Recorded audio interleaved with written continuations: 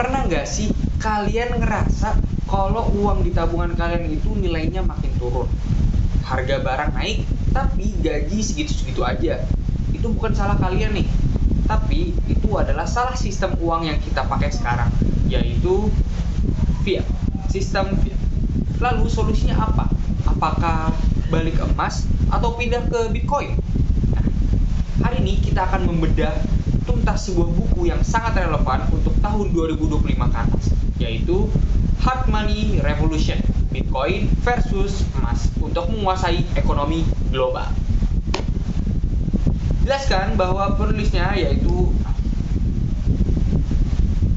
penulis dari buku hebat ini bernama Ade Andri Hendriani, yang bukan sekedar pengamat ekonomi biasa, tapi seorang akademisi dan pakar teknologi dengan sederet sertifikasi keamanan cyber dan blockchain seperti CEH, CBD, dan CFP. Ini penting karena ia membedah Bitcoin bukan hanya dari sisi uang, tapi juga keamanan teknologi. Buku ini tidak sekedar menyuruh kita menjadi salah satu, tapi membahas pertarungan dua aset hard money ini dalam melawan sistem fiat yang rentan inflasi. Oke, sebelum melanjut lagi, tapi teman-teman tahu nggak sih apa definisi dari hard money tersebut? Hard money itu adalah uang yang memiliki nilai intrinsik, tahan devaluasi, dan langka. Kriterianya kelangkaan alami atau terkontrol, durabilitas, dan fungibilitas atau mudah dipertukarkan. Nah, masalahnya uang fiat ini, yaitu uang fiat itu nilainya bergantung penuh pada kebijakan pemerintah. Terus masalah utamanya adalah pencetakan uang tanpa batas yang menyebabkan inflasi dan menggerus kekayaan kaum menengah. Nah, ada kutipan penting nih, yaitu sistem fiat tidak mampu bertahan dalam ekonomi digital karena ketergantungan pada pihak ketiga dan rentan manipulasi. Nah, untuk segmen selanjutnya yaitu emas versus Bitcoin. Nah, di sini ada tabel perbandingan split screen kiri emas dan kanan Bitcoin. Nah, dari sudut pandang emas sendiri, sang juara bertahan, yang sudah kita tahu kalau emas itu punya nilai yang sangat tinggi. Sejarahnya emas ini punya rekam jejak 5.000 tahun sebagai penyimpan nilai. Wow, sangat lama ya. Stabilitasnya nilainya stabil, terus volatilitasnya rendah. Ada juga kelemahannya yaitu sulit dipindahkan atau portabilitasnya rendah. Butuh berangkas yang sangat mahal karena harus menyimpan emas yang sangat banyak dan sulit dibagi dalam pecahan kecil. Jadi ketika kita mau beli sesuatu barang yang nilainya hanya rendah tapi kita menggunakan emas kan pecahinnya susah kan. Dari sudut pandang Bitcoin sendiri, ya, penantang digital, kelangkaan digital supply-nya fix di 21 juta koin. Nah, Bitcoin ini ada 21 juta koin dan tidak akan bertambah maupun berkurang. Dijamin oleh kode matematika, bukan kebijakan dari bank. Portabilitas sempurna, bisa kirim miliaran dolar dalam hitungan menit ke seluruh dunia. Skor 10/10 untuk portabilitas. Jadi untuk pertukaran si Bitcoin ini kita bisa mengirim Bitcoin dalam nilai miliaran dolar itu dengan sangat cepat dalam hitungan menit ke seluruh dunia.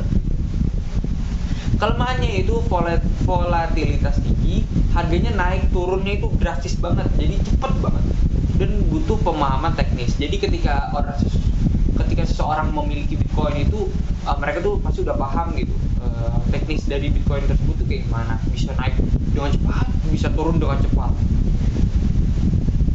Untuk perbandingan langsung head to headnya nih, dalam hal keamanan emas tuh butuh fisik yang kuat, sedangkan Bitcoin butuh keamanan kriptografi. Seperti yang aku bilang tadi, emas itu butuh berangkas yang kuat dan tidak gampang dibobol lah. Sedangkan kalau Bitcoin itu butuh keamanan untuk menyimpan kriptografinya. Dalam hal inflasi, keduanya adalah pelindung nilai, tapi Bitcoin punya sifat deflasioner yang lebih agresif karena halving. Nah, yang tadi bisa naik, tiba-tiba bisa turun, bisa naik lagi, bisa turun lagi dengan cepat. Untuk segmen selanjutnya yaitu adopsi global dan studi kasus nih. Di buku itu di studi kasus El Salvador bab 11 membahas bagaimana El Salvador menjadi negara pertama yang menjadikan Bitcoin legal tender. untuk mengatasi masalah remitansi dan inklusi keuangan. Meskipun ada tantangan edukasi, ini adalah eksperimen dunia nyata terbesar. Lalu ada langkah institusi besar seperti perusahaan seperti MicroStrategy dan Tesla yang menaruh Bitcoin di neraca keuangan mereka sebagai cadangan kas. Ada juga di selain bank sentral seperti Rusia dan Cina memborong emas untuk mengurangi ketergantungan pada dolar AS. Kesimpulan dari segmen ini, negara dan korporasi sudah mulai meninggalkan fiat, sudah meninggalkan uang kertas dan beralih ke hard money, entah itu emas ataupun Bitcoin. Segmen selanjutnya yaitu era post fiat di bab 15. Buku ini memprediksi tahun 2050 mungkin adalah era di mana sistem keuangan terdesentralisasi. Konvergensi penyatuan, penulis memprediksi bukan salah satu yang menang mutlak, tapi akan ada sistem hybrid. Wow. Contoh inovasinya yaitu tokenisasi emas. Emas fisik yang disimpan di brankas tapi diperdagangkan secara digital lewat blockchain seperti Paxos Gold. Bitcoin mungkin menjadi standar nilai global, sementara emas tetap jadi cadangan nilai lintas generasi. Aspek filosofisnya sendiri, hard money mengembalikan kebebasan finansial dan otonomi individu menjadi bank untuk diri sendiri. Lalu bagaimana endingnya nih? Siapa yang bakal menguasai ekonomi global di tahun 2050? Penulis Ade Andri punya visi yang menarik di bab 15. Jawabannya bukan salah satu memusnahkan yang lain, tapi konvergensi atau penyatuan. Kita akan melihat tokenisasi emas fisik yang disimpan di brankas tapi diperdagangkan secara digital lewat blockchain. Jadi kita dapat kestabilan emas tapi dengan kecepatan transfer Bitcoin.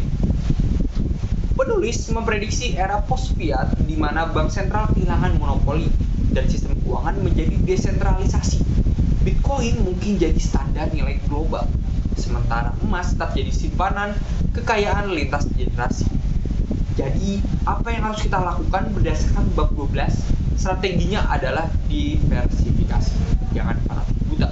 Gunakan emas. Yang pertama, gunakan emas untuk menjaga nilai kekayaan jangka panjang yang stabil.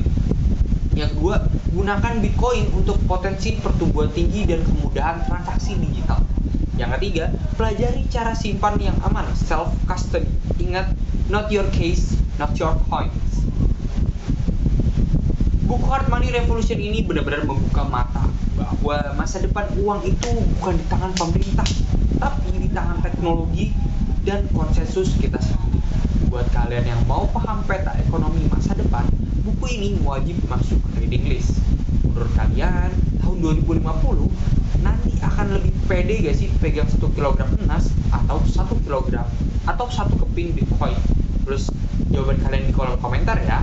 Jangan lupa like, subscribe, dan nyalakan lonceng. Sampai jumpa di video bedah buku selanjutnya.